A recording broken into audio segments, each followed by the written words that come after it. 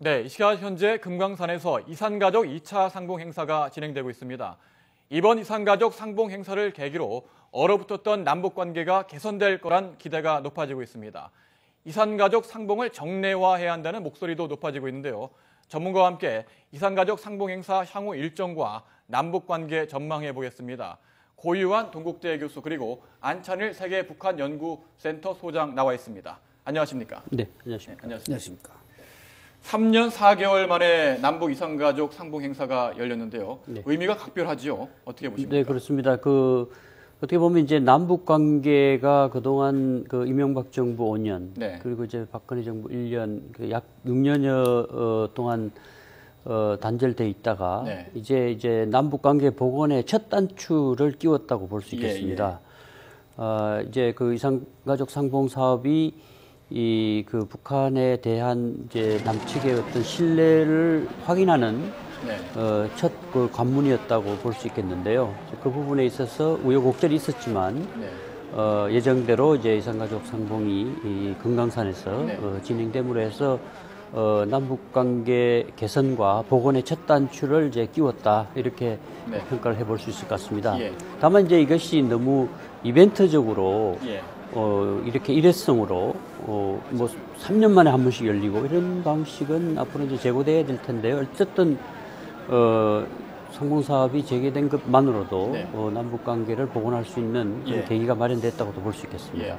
고 교수님은 남북 관계 개선에 첫 단추를 끼웠다 이렇게 평가를 해주셨는데요. 소장님 어떻게 보십니까? 네, 저도 뭐 긍정적인 평가를 내리고 싶고요. 지금 북한이 이제 이전에 뭐 키리졸브 훈련이라든지 또 예. 비방 중상 현재까지도 지금 상봉이 진행되는 동안에도 그걸 가끔 언급하면서 예. 우리를 압박하고 있지만 그것이 뭐 지금 진행되고 있는 2차 상봉을 네. 뭐 뒤집어 엎겠다든지 이런 뜻이라기보다는 예. 지금 이산가족 상봉 뒤에 뭔가 경제적 실리를 챙기기 위한 압박을 가해오고 있는 수순이기 때문에 네, 네. 현재 진행되고 있는 상황들은 비교적 순탄하게 마무리될 것으로 보입니다. 예.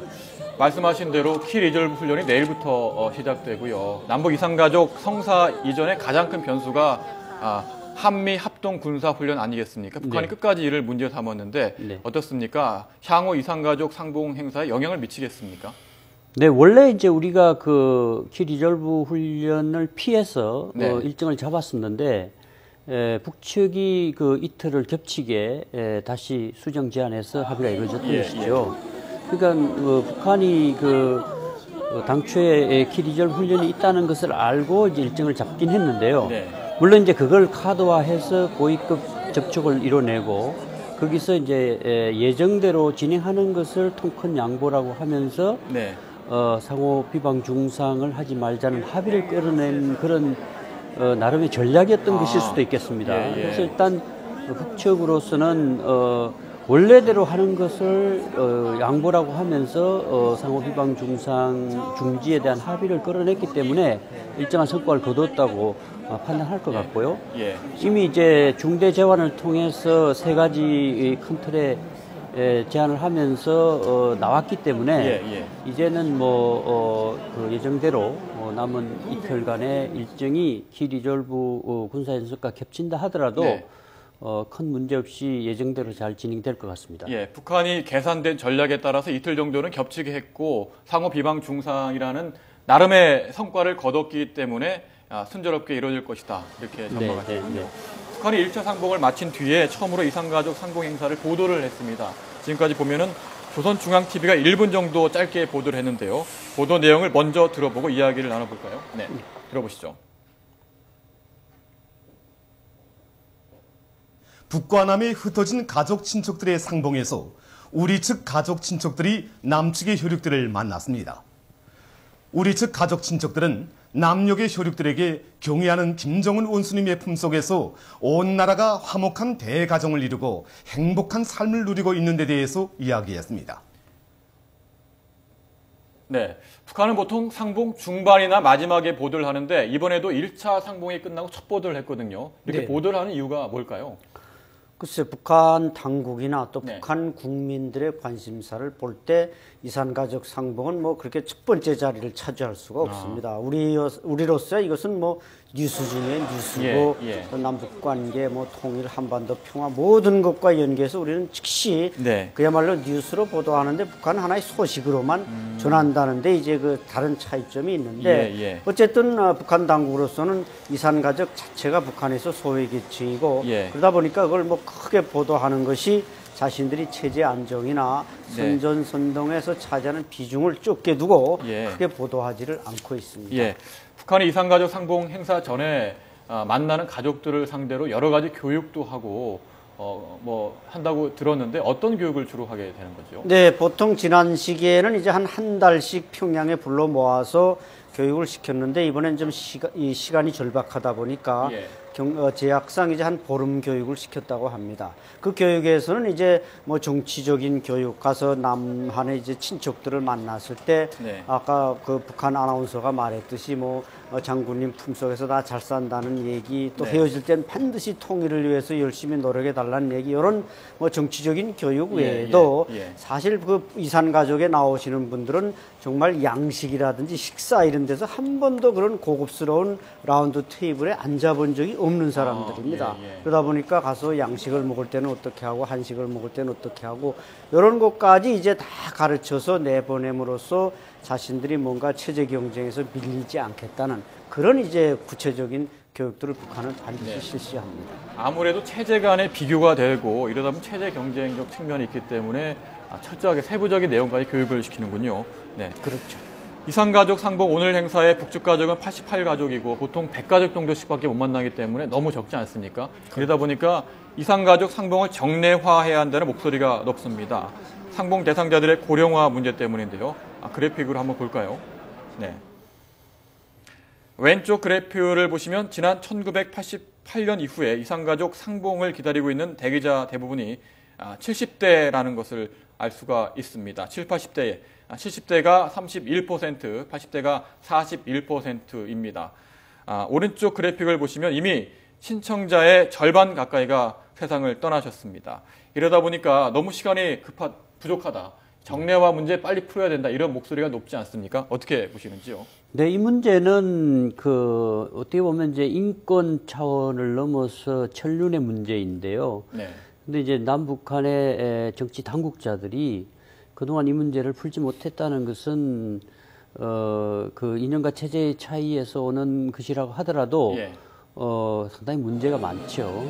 그리고 지금 그 세계 어디서라도 자기 그 혈육 간의 생사도 확인이 안 되는 지역은 없거든요. 그렇죠. 유일하게 예. 한반도에서만 거리로 보면 뭐 몇 시간 거리에 서로 지척에 두고도 부부 간에 또는 그 부자 간에 이런 그 친인척들 사이에 생사 확인이 안 되는 이런 네. 정도라는 것은 우리가 많이 이제 인권 문제를 얘기하지만 인권 차원에서도 맞지 않고 네. 천륜의 차원에서도 맞지 않는데요.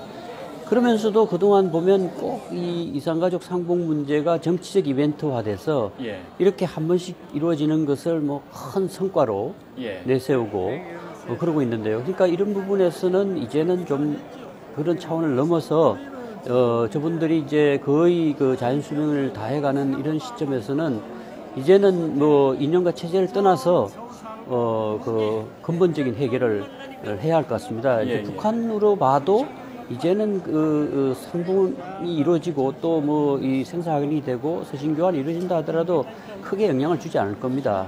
과거에는 이제 서로 그 이산가족이 있다는 예. 것 자체만으로도 그 체제에서 살아가는데 많은 영향을 받았거든요.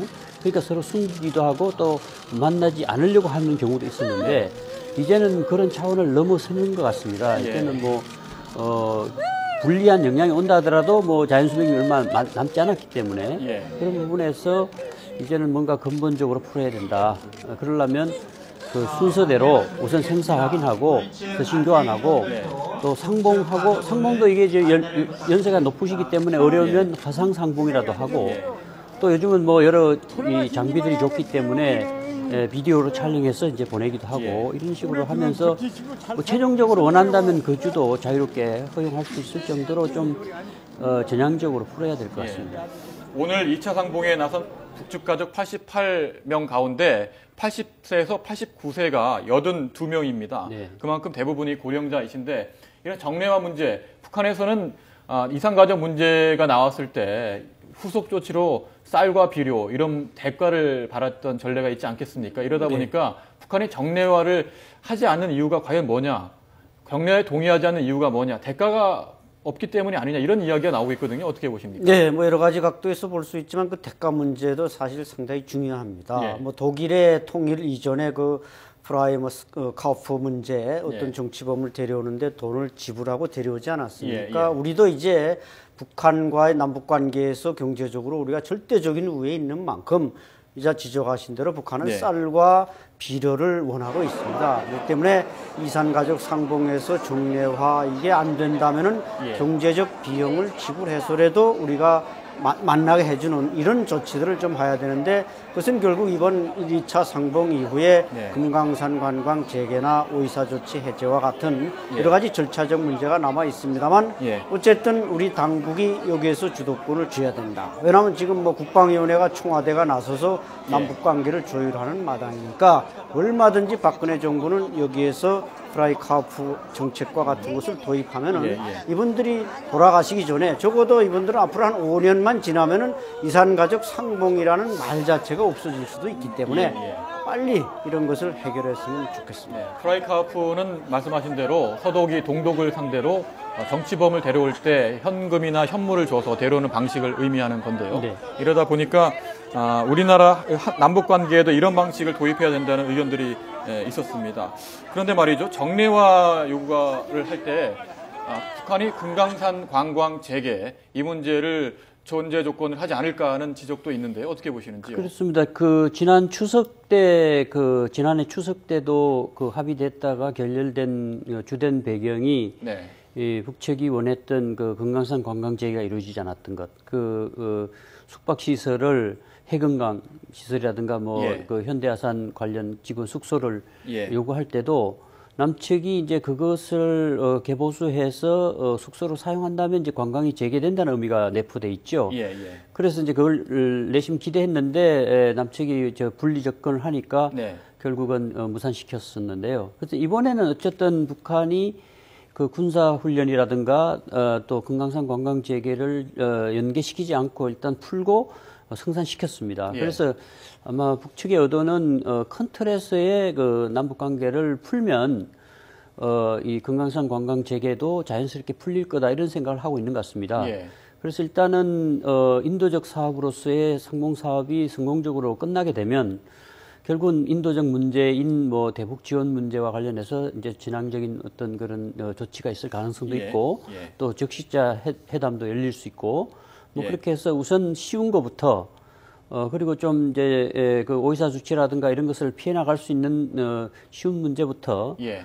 차근차근 이제 시작을 하면서 남북 관계를 복원해 나가야 할 것 같습니다. 예, 우리 정부 입장에서는 이산가족 상봉 문제와 금강산 관광을 연계시키지 않고 그 전제 조건이 금강산 관광을 재개하려면은 박광자 씨 피격 사건과 같은 그런 일에 대해서 북측이 먼저 사과를 해야 되고 재발 방지 대책을 내놔라 이런 입장을 일관적으로 내고 있지 않습니까? 네, 그 부분은 이미 이제 이명박 정부 시기에 2009년 무렵인가요? 그때 김정일 위원장과 현대아산의 현정은 회장 사이에 네. 면담이 이루어졌고 예. 거기서 이제 신변 안전 보장에 대한 확약이 있었습니다. 그리고 후에도 실무적으로 남북 간 관광 재개를 위한 접촉에서 북한이 실무안을 낸 적이 있습니다.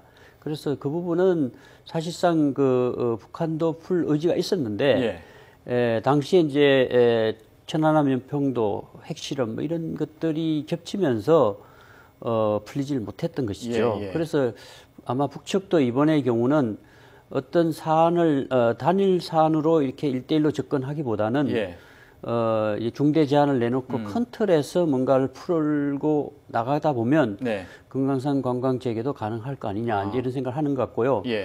우리 측으로 보더라도 관광 재개는 일정한 이제 입산료가 북측에 지불되는 건 사실이지만 사업자는 대부분 남측 기업인들입니다. 그래서 거기서 이루어지는 사업에서 70~80% 정도는 우리가 다시 환수하는 것이거든요. 그리고 또 남측에 있는 관광산업자들도 또 고성 지역의 관련 산업들도 이제 연계되어 있기 때문에요. 근데 그런 차원에서 북한의 이제 마식령 스키장을 비롯해서 원산 추가 개방 같은 것과 예. 연결돼서 예. 앞으로 관광 문제는 상호 이익 차원에서 북한을 또 개방을 촉진하는 차원에서 풀 수도 있다고 봅니다. 네. 북한 김정은 정권 입장에서는 지금 국제적인 제재 때문에 현금이 굉장히 부족하고요. 이런 상황에서 금광산 관광이 재개된다면은 일정 규모의 현금이 들어오는 그런 사업이 아니겠습니까? 그렇죠. 이러다 보니까 금광산 관광 재개를 원하는 이유 결국 현금을 받기 위한 것이 아니냐 이런 의견들이 많지 않습니까? 그렇죠. 예, 어떻게 보시는지요? 그렇죠. 지금 북한은 지금 중국과의 관계가 소원해지면서 예. 지금 그 전에 이제 체제 유지가 주로 대중 의존도였다면 이번에 이제 지난해 말부터 우리 남쪽을 향해서 지금 하고 있는 평화 공세는 결국 이제 대남 의존도를 통해서 예. 당분간 체제 유지로 가겠다는 것이니까 예. 우리는 이 기회를 놓쳐서는 안 됩니다. 중국으로 기울었던 북한이 우리 쪽으로 쏠릴 때 끌어당기는 겁니다. 일단 네. 끌어당겨서 예. 뭐 그것이 경제적 의존도를 우리 쪽으로 높이게끔 만들어 가면은 그만큼 북한을 우리가 핸들링할 수 있다는 것이죠. 예. 물론 이것이 이제 비핵화 문제나 또 여러 가지 국제 정치적으로 미국과 중국 여러 가지 이제 동의가 또 필요하고 아니라 금강산 그 현금 문제도 이제 고 교수님 설명했지만 이게 뭐 벌크 캐시라고 또 미국이나 이런 데서 좀 거부적인 반응을 보일 수 있지만 네. 그럼에도 불구하고 북한이 우리 쪽으로 쏠리고자 할 때 우리가 끌어당겨서 그걸 잘 관리하면은 예. 오히려 우리가 한반도의 이니셔티브를 완벽하게 장악할 수 있다는 것입니다. 우리가 주도권을 질 수 있는 계기가 될 수 있다 그렇죠, 이런 말씀이고요. 그렇죠. 네. 이번 이산가족 상봉 과정을 보면 북측의 반응도 꽤 재미있습니다. 북한 노동신문이 보도한 내용을 한번 볼까요? 예, 불리한 조건에서도 대범하게 이산 상봉에 합의했다고 밝혔는데 북한이 통 큰 양보라는 표현도 썼다고 전해졌습니다.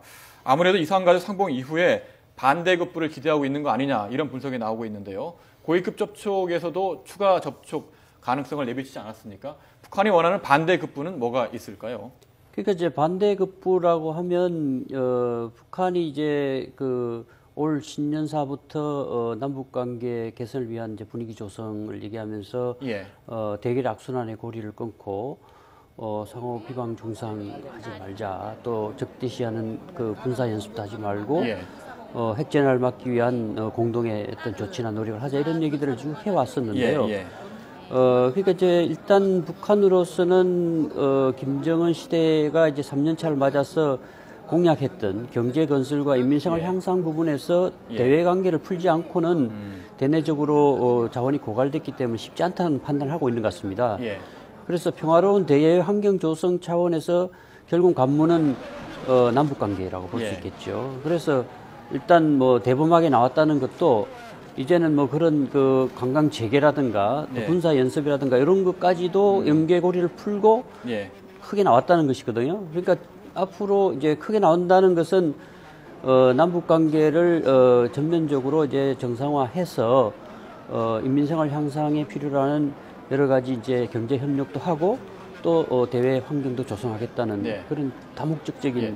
요소가 있죠. 교수님 말씀 듣고 있으면 북한이 아무래도 우리 측과 남한과의 관계 개선을 원한다 이렇게 알 수가 있는데 네. 그렇다면은 그동안 신년사 이후에 그 유화 제스처를 계속 보내오지 않았습니까? 북한이. 네, 네. 그렇다면 근본적으로 대남 기조가 바뀌었다고 볼 수 있겠습니까? 어떻게 보십니까? 예, 제가 볼 때는 북한이 뭔가 새 판을 짜려고 한다. 남북 관계에서 네. 저는 그렇게 보는데 이것이 이제 지난 71년 닉슨이 베이징 가고 미중 관계가 되니까 신대통가 오니까 북한이 그때 7.4 남북 공동 성명으로 예. 서로 공존을 원했고 예. 또 89년 사회주의권이 붕괴되니까 북한이 다시 예. 91년 남북 기본 합의서를 통해서 생존을 모색했습니다. 이번 역시 김정은 체제가 지금 장성택 초용 이후에 권력도 불안하고 북중 관계도 원만하지 예. 못하니까 이 남북 관계 우리 한국과 연계해서 다시 생존을 모색하고 있기 때문에 현재 북한의 그 대남 전략은 근시안적인 것이 아니라 상당히 거시적이다 이렇게 보고 우리는 그러나 거기에 아무것도 꿀릴 것이 없고 오히려 우리가 그들을 충분히 핸들링할 수 있기 예. 때문에 예. 이번에 박근혜 정부의 신뢰 프로세스는 결국 북한이 우리한테 다가옴으로써 더욱 유리한 환경을 만들고 그 바로 첫 번째 지금 그 실천 행동이 결국 북한도 이산가족 상봉에 동의하는 거고 통 큰 양보라는 것은 앞으로도 북한이 점점 더 양보할 수 있다 이런 이미지를 내포하고 있습니다. 예. 북한이 남북 관계의 대남 기조를 근본적으로 새 판을 짜려 한다 네. 이렇게 평가를 하셨는데 그 세판에서 가장 큰 변수는 아무래도 북한 핵 문제 아니겠습니까? 이 문제를 풀지 않고는 근본적으로 남북 관계가 개선에 한계가 있을 수밖에 없는데 어떻게 이 문제를 어떤 식으로 접근해 나가야 되겠습니까? 네. 이제 그 부분과 관련해서 현재 박근혜 정부의 경우도 신뢰 프로세스가 작동하려면 네. 북한이 진정성 있는 그 비핵화 조치를 행동으로 보여야 된다는 예. 것이죠. 그건 이제 한미가 지금 공조를 취하고 있는 부분이고요. 그렇기 때문에 북한이 이전에 이제 남북 관계를 위한 중대 제안을 했다고 한다면 네.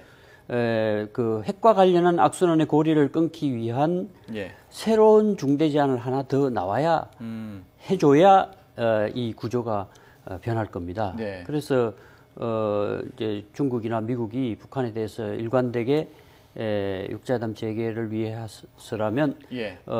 북한이 먼저 행동을 보여야 된다.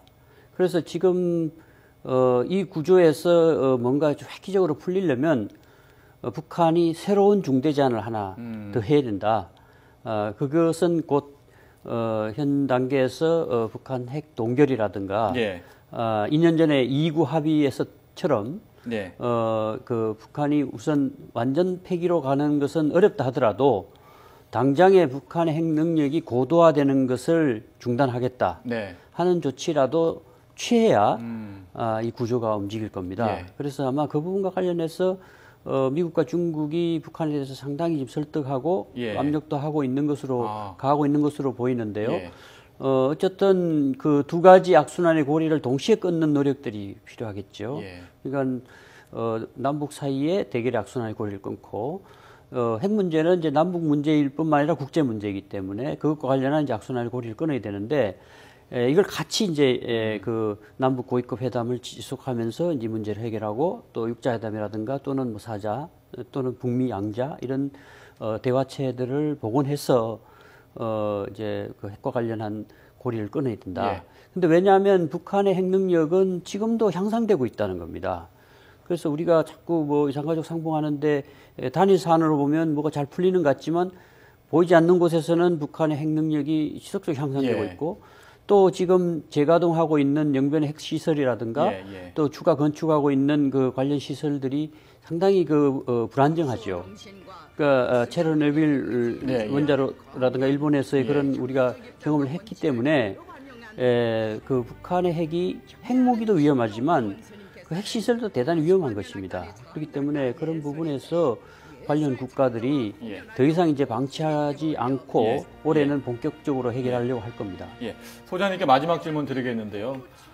교수님이 핵과 관련된 북한의 새로운 중대 제안이 필요하다 이런 네. 말씀하셨는데 핵 문제 어떻게 그렇죠. 풀어야 될까요? 북한이 지금 대남 쪽으로는 좀 이렇게 광폭적으로 나오니까 이제 핵 문제인데 북한에서 만약에 동창리에서 핵 폭발하면은 직접 거리는 300km, 선양까지고 간접 거리는 1200km로서 베이징까지 위협하는 것입니다. 예. 그래서 예. 중국이 비핵화에 가장 적극적인데 네. 이 문제에 대해서 최근에 류전민 부부장이 평양 갔다 바로 베이징에서 서울까지 날아온 거 보면 뭔가 진전이 보이고 있으니까 예. 북한이 대남 제스처 외에 국제사회를 향해서도 뭔가 비핵화의 의지를 보여준다면은 한반도에 새로운 평화 분위기가 올 수 있습니다. 예. 오늘 2차 이산가족 상봉 행사가 순조롭게 진행되고 있는데요. 지금까지 이산가족 상봉과 남북관계 전망을 해봤습니다. 고유환 동국대 교수, 안찬일 세계 북한연구센터 소장이었습니다. 오늘 말씀 고맙습니다. 네. 고맙습니다.